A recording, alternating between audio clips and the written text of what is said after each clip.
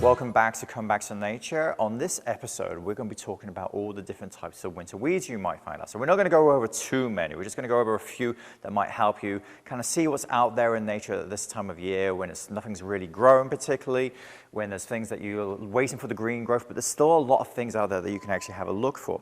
So one of the things we have right here is we have something called goldenrod. And goldenrod is usually this bright yellow that you might find in late fall. But you can see it's kind of got a lot of seed heads on it right now. And it's got this kind of like pyramidal shape to it as well, which is really quite cool. So this one is goldenrod that you might find around. The other one that's really, really common for a lot of people is milkweed. Milkweed is one of the plants that you may actually find that's really beneficial to the monarch butterfly, but it creates these wonderful seed pods like so. This one actually is swamp milkweed, so it's a little bit different than the more common one, which I'm actually going to go to the wall and show you. This one right here is common milkweed, which is what people are a bit more familiar with. It creates those big tusks of seeds that come up. They usually have already all gone by now, but you have these wonderful husks left over, and they're kind of firm and a little bit crispy as well.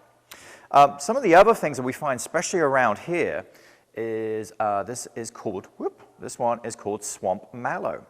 And this has these wonderful kind of pods like so. And inside of these pods, you'll find like these big, quite thick seeds. But in summer, they have these wonderful, giant pink flowers on them. Actually, the flowers are actually edible.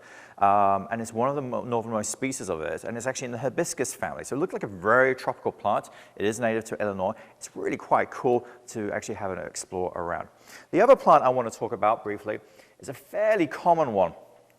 This one is, they call these umbellifers, but it's actually Queen Anne's lace or wild carrot. And in summer, you find these kind of white flowers on these, but this time of year, they look like these kind of little parasols, which is actually quite neat. Now, this is not native, but it's very naturalized to Illinois, so it doesn't really cause any problems. It now actually is beneficial for pollinators, but it's not a native species. And then there's one last plant I want to show as well, is this one over to my right. This one is called a rattlesnake master. It's got these prickly kind of heads left, and it looks actually very similar to what it does during summer, because it's just greener in summer, and it creates this almost like yucca-like quality to it. It's almost like a cactus. It's really quite cool, and it kind of maintains its shape and looks like this, and is a little bit prickly throughout the whole winter. So at some point, we'll have a little wander around outside and see what else we might be able to find. So we've ventured outside, and we're by our prairie, which is always really fascinating in winter. There's not much snow cover right now, so you can actually really see a lot of the plants. And right behind me, you have this one grass that's called switchgrass. It's got these wonderful kind of like seed heads still, and it's still kind of sitting around there. And then this one actually was a replica of the one we had inside. This is actually his goldenrod, which we had earlier, which is really cool actually, because on the end of it, it's got a praying mantis case as well, which leads me to kind of one of the reasons why it's good to kind of keep some of this vegetation up throughout the winter.